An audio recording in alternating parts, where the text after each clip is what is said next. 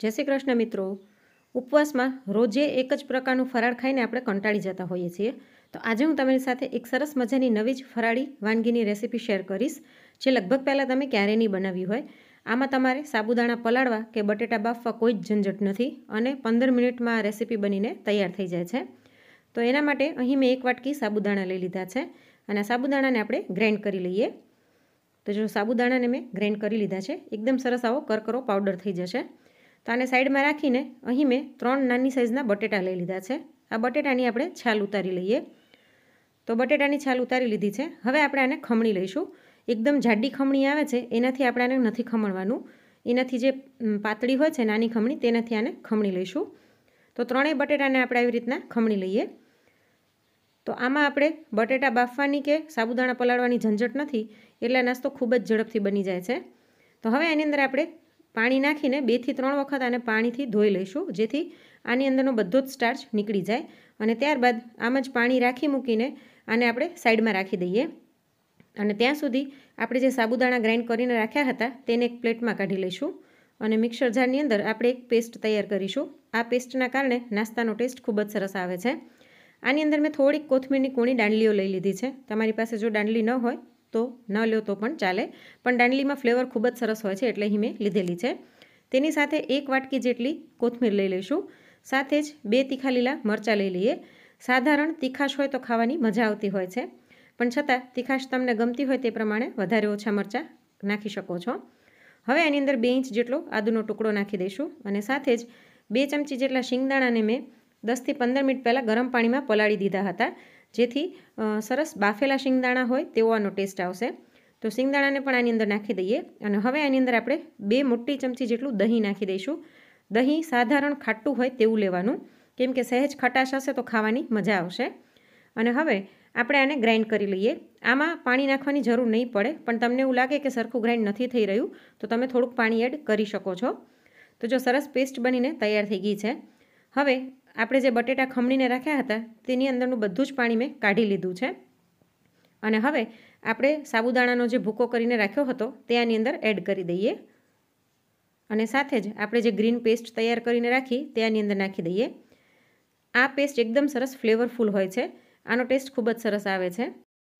હવે મિક્સર જારની અંદર અડધા કપ જેટલું પાણી નાખીને હલાવીને આની અંદર નાખી દઈશું અને આ બધાને આપણે હાથેથી બરાબર મિક્સ કરી લઈએ, એટલે પાણી કેટલું એડ કરવું તે આપને અંદાજો આવે। તમે બટેટામાં મોઇસ્ચરનું પ્રમાણ કેટલું છે અને સાબુદાણાનો ભૂકો કેટલો ઝીણો ગ્રાઇન્ડ કર્યો છે તેના ઉપર પાણીનું પ્રમાણ ડિપેન્ડ કરે છે। તો આની અંદર અત્યારે ફરીવાર હું અડધા કપ જેટલું પાણી એડ કરું છું અને આને બરાબર મિક્સ કરી લઈશું અને મિક્સ કર્યા પછી આપણે આને ઢાંકીને 10 મિનિટ માટે રહેવા દઈશું। 10 મિનિટની અંદર સાબુદાણા એકદમ સરસ પલળી જાય છે। તો જો 10 મિનિટ થઈ ગઈ છે। હવે આપણે આની અંદર મસાલા કરી લઈએ। સૌથી પહેલાં 5 ચમચી જેટલા કાળા મરીનો ભૂકો નાખી દઈશું। કાળા મરીનો ટેસ્ટ આમાં ખૂબ જ સરસ આવે છે, એટલે જરૂરથી એડ કરવાના। સાથે જ અડધી ચમચી જેટલું શેકેલું જીરું પાવડર અને સ્વાદ પ્રમાણે સિંધવ મીઠું નાખી દઈએ અને આને બરાબર મિક્સ કરી લઈશું। વ્રતની જે રેસીપીઓ હોય છે તેમાં આપણે બહુ વધારે મસાલા નથી નાખતા હોતા, એટલે આની અંદર મેં બીજા એક્સ્ટ્રા કોઈ જ મસાલા એડ નથી કર્યા, પણ તમારી ચોઈસ પ્રમાણે તમે વધારે ઓછા મસાલા એડ કરી શકો છો। આની અંદર ફરીવાર હું 1/2 કપ જેટલું પાણી નાખીને આને મિક્સ કરી લઈશ। તમે ઈચ્છો તો આની અંદર હળદર પણ એડ કરી શકો છો, પણ ઘણા લોકો વ્રતમાં હળદર નથી ખાતા હોતા એટલે અત્યારે મેં હળદર એડ નથી કરી। તો જો આ બધું જ સરસ મિક્સ થઈ ગયું છે અને આની કન્સિસ્ટન્સી આ રીતની હોવી જોઈએ, બહુ ઘાટું પણ નહીં અને એકદમ પાતળું પણ નહીં। તો હવે અહીં મેં એક નાનું પેન લઈ લીધું છે, તેની અંદર 1 ચમચી જેટલું તેલ નાખી દઈશું અને આની અંદર 1 ચપટી જેટલું જીરું અને અડધી ચમચી જેટલા સફેદ તલ નાખી દઈએ અને આ તેલને આખા પેનમાં બરાબર ફેલાવી દઈશું અને ગેસની ફ્લેમ સ્લો ટુ મીડિયમ કરીને આપણે જે ખીરું તૈયાર કર્યું હતું તે આની અંદર નાખી દઈએ। તમે તમારી ચોઈસ પ્રમાણે વધારે ઓછું ખીરું નાખી શકો છો, પણ બહુ જાડું લેયર નહીં કરવાનું, કેમ કે જેટલું જાડું હશે ચડતા એટલી જ વધારે વાર લાગશે, એટલે પાતળા પાતળા આપણે પેનકેક્સ બનાવીશું। આને આખામાં બરાબર ફેલાવી દઈએ। તમને એમ થતું હશે કે આ તો હાંડવા જેવું લાગે છે, પણ આની અંદર આપણે કોઈ પણ પ્રકારના લોટનો ઉપયોગ નથી કર્યો, એટલે આનો ટેસ્ટ હાંડવા કરતાં ખૂબ જ અલગ લાગે છે અને ખૂબ ઝડપથી બની પણ જાય છે। ઉપરથી પણ આપણે થોડાક સફેદ તલ નાખી દઈએ અને હવે ઢાંકીને સ્લો ફ્લેમ પર આને 5 થી 7 મિનિટ માટે થવા દઈશું। ત્યાં સુધી હું તમને એક બીજી રીત પણ બતાવી દઉં। અહીં મેં અપ્પે પેન લઈ લીધું છે, તેની અંદર મેં થોડું થોડું તેલ નાખી દીધું છે અને હવે સહેજ આપણે તલ પણ નાખી દઈશું અને આપણે જે ખીરું બનાવ્યું તે એક નાની ચમચી જેટલું આની અંદર નાખી દઈએ. તો તમે ઈચ્છો તો આવી રીતના અપ્પે પણ બનાવી શકો છો અને જો અપ્પે ના બનાવવા હોય તો તમે આવી રીતના આના ભજીયા પણ બનાવી શકો છો. આને તેલમાં તળી લેવાના તો ભજીયા પણ આના ખૂબ જ ટેસ્ટી બને છે. બહારથી એકદમ ક્રિસ્પી અને અંદરથી એકદમ સોફ્ટ હોય છે. તો આને પણ ઢાંકી અને સ્લો ટુ મીડિયમ ફ્લેમ પર આપણે 5 મિનિટ માટે થવા દઈશું. ત્યાં સુધી આપણે પહેલાં જે નાસ્તો બનાવ્યો હતો તેને ચેક કરી લઈએ. આને કૂક થતાં 5 થી 7 મિનિટ જેવું થઈ ગયું છે અને જો હું તમને બતાવી દઉં કે સાઈડ આની એકદમ સરસ છૂટી જ છે. આમાં તમારે નોનસ્ટિક પેન લેવાનું, કેમ કે આપણે કાચા સાબુદાણા લીધા છે, નહીંતર ચોંટી જશે આ. ઉપરથી પણ થોડુંક તેલ નાખીને આને પ્લેટમાં ઊંધું વાળી લઈએ. તો જો એકદમ સરસ આનો કલર આવ્યો છે અને સરસ ક્રિસ્પી પડ થયું છે. ફરીવાર આપણે આને પેનમાં ઠલવી દઈશું. ઉપર નીચેથી સરસ ક્રિસ્પી થશે, ધીમા તાપે કરીશું એટલે, અને અંદરથી એકદમ સોફ્ટ હોય છે ખાવામાં. તો ફરીવાર આપણે આને વ્યવસ્થિત દબાવી દઈએ અને ઢાંકીને 5 થી 7 મિનિટ ફરીવાર માટે થવા દઈશું. ત્યાં સુધી આપણે અપ્પે ચેક કરી લઈએ. જો આ પણ સરસ ચડી ગયા છે.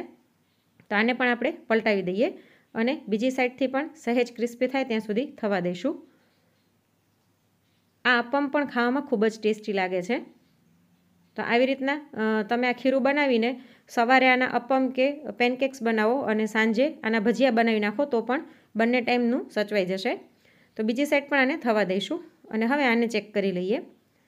બીજી બાજુથી પણ આ સરસ કૂક થઈ ગયું છે. તો આપણે જેટલું ખીરું બનાવ્યું હતું તેનાથી આવડી નાની સાઇઝના 2 પેનકેક્સ અને મારી એક મોટી અપ્પેની પ્લેટ છે એટલા અપ્પમ બનીને તૈયાર થયા હતા. તો જો બીજી સાઈડથી પણ એકદમ સરસ કલર આવી ગયો છે અને ખૂબ જ ટેસ્ટી લાગે છે. તો હવે ગરમા ગરમ આ રેસીપીને આપણે સર્વ કરી દઈએ. તો અહીં મેં એક પેનકેક અને બાકીના અપ્પે પ્લેટમાં લઈ લીધા છે. હવે હું તમને કટ કરીને બતાવું કે ઉપર નીચેથી ક્રિસ્પી અને અંદરથી એકદમ સોફ્ટ હોય છે અને ખાવામાં ખૂબ જ ટેસ્ટી લાગે છે. તો તમે પણ વ્રત કે ઉપવાસમાં એક વખત આ રેસીપી જરૂરથી ટ્રાય કરજો. અને આજની આ રેસીપી તમને કેવી લાગી તે પ્લીઝ મને કોમેન્ટ કરીને જણાવજો. અને તમે કયા શહેરમાંથી મારી રેસીપી જોઈ રહ્યા છો તે પણ મને કોમેન્ટમાં જણાવજો. અને આજની રેસીપી જો ગમી હોય તો લાઇક કરીને વધુમાં વધુ શેર પણ કરજો. અને આવી જ અવનવી રેસીપીઝ જોવા માટે ચેનલને સબસ્ક્રાઈબ કરવાનું ના ભૂલશો. ફરી મળીશું એક નવી રેસીપી સાથે. Thanks for watching.